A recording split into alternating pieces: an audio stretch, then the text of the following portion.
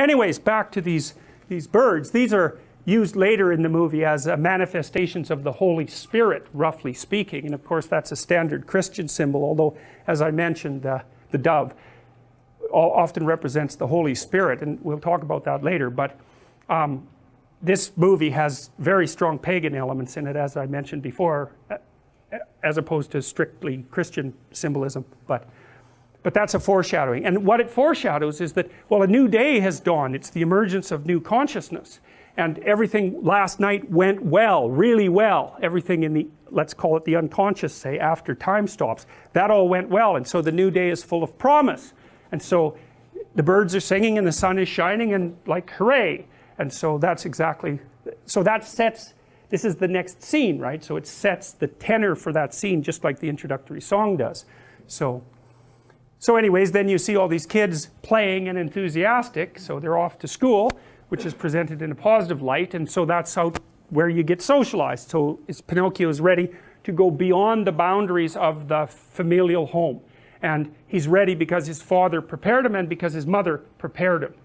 And so he goes off, and he's not going off alone, he's going with his conscience, and which is sort of the you could think about it again as the internalized representation of nature and society. And so he's not going out there alone, even though he's not very good at it. And so he's pretty excited about this, and so is Geppetto. See, Geppetto isn't standing there paralyzed with terror, and the kid isn't phobic of the outside world.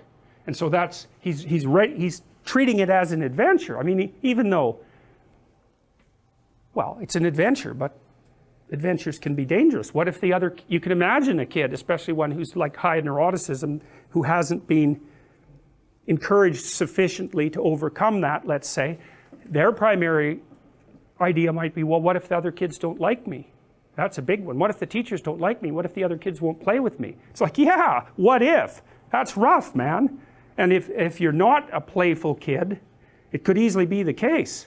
So, but that's not Pinocchio. He's like spinning out, ready to go. And so, good. He's got naive, but enthusiastic. Okay, well, that at least gets the ball rolling. Now, you've got these two evil creatures here, the fox and the cat.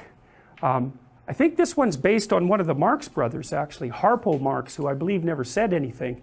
But be that as it may, they're these ne'er-do-well characters. The fox in particular. Now, fox is a standard trickster animal, right? It's a classic animal, maybe because it's good at hiding and it's good at hunting. I don't know exactly why, but and coyotes are like that too. They're classic trickster animals. He's kind of like Wile E. Coyote, in fact, you know, the Warner Brothers character who's genius at large, and of course whose arrogance continually gets him walloped. And this character has a lot of features like that, but he feigns being an English gentleman of like the 1890s and pretends to be educated, and he has a kind of high-blown way of talking, and he's a fraud through and through. And he's got this, you know, sidekick who is barely there at all, and he doesn't treat him that well, but he's got someone to lord it over, so that keeps his dominance hierarchy thing going well. And the fact that he's like a second-rate companion, well, he never really notices that, although he'll treat him contemptuously whenever he gets a chance. So anyways, they're walking down the street, and the fox is bragging away about some crooked thing that he's done and how he pulled the wool over someone's eyes, and he confuses that with wisdom and intelligence. And one of the things that you see, this is worth knowing too, because if you're preyed upon by a psychopath, which you will be to some degree at some point in your life, the psychopath, who will be narcissistic, will presume that you're stupid and that you deserve to be taken advantage of because you're naive and stupid. So it's actually a good thing that he's doing it. And his proof for, and I'm saying he because there are more male psychopaths, the proof that you're stupid, naive, is that he can take advantage of you. And so, like, if you were wiser, you'd be, you know, you'd know his tricks, and then it wouldn't be morally necessary for him to show you just exactly who knows what about what. And so the psychopath will use his ability to fool you as proof of his own grandiose omnipotence, omniscience, and narcissism. And the problem with that is that you can be fooled by a psychopath, and virtually anybody can. So that Robert Hare, for example, who studied psychopaths for a long time and interviewed a lot of them, like hundreds of them, and videotaped many of the interviews, he said when he was talking to the psychopath, he always believed what they were saying. And then he'd watch the video afterwards and see where the conversation went off the rails. But, you know, the proclivity to be polite in a conversation is very strong. And if you're polite, you don't object to the way that the person unfolds their strategy, you know.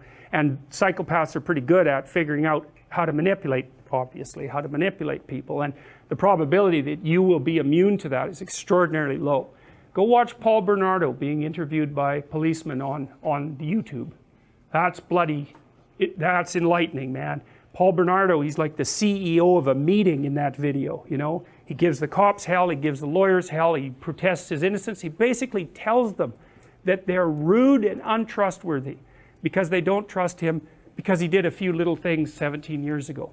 And he gets away with it, a few little things, right? I mean, he killed a bunch of people, including the sister of his girlfriend at the time. And, you know, he was a repeat sexual offender and murderer. It's like, but he basically goes, well, you know, that's a long time ago. It's like, we're past that, aren't we? I mean, I'm having a discussion with you. I'm trying to help you solve some crimes, which, by the way, I committed, but we won't bring that up. You know, and you're accusing me of being a liar. Like, you're not playing fair. What's up with you?